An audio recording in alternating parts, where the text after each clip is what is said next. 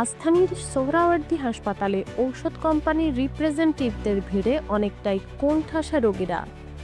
এমন কর্মকাণ্ড সম্পর্কে জানতে চাইলে পালাতে থাকেন তারা। ডাক্তার দেখানোর পর রোগীদের প্রেসক্রিপশনের ছবি তুলতে ব্যস্ত তারা। দেখাতে না চাইলেও হয়রানি করার অভিযোগ রয়েছে তাদের বিরুদ্ধে।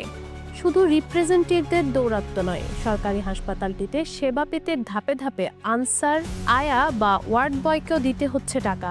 এতে ক্ষুব্ধ রোগীরা। এ বিষয়ে জানতে চাইলে ক্ষিপ্ত হয়ে যান নার্সরাও। পাশাপাশি হাসপাতালটিতে চোর চক্র আর অজ্ঞান পার্টির খপ্পরে পড়ছে রোগী আর স্বজনরা। অনেকেই হারাচ্ছেন অর্থ, মোবাইল ফোন সহ মূল্যবান সম্পদ।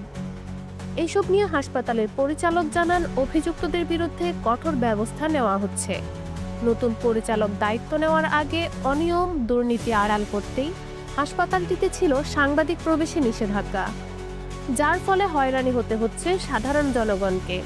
দেশের প্রাইভেট হাসপাতালগুলোতে ব্যয়বহুল চিকিৎসা সেবা নিতে ব্যর্থ মানুষরাই বেশিরভাগ সময় সরকারি হাসপাতালে ভিড় জমায়। তাই এমন অনিরাপদ স্থানে চিকিৎসা সেবা নিতে ভয় পাচ্ছেন রোগীরা। এ ব্যাপারে বারবার প্রশাসনকেই দায়ী করছে সাধারণ জনগণ।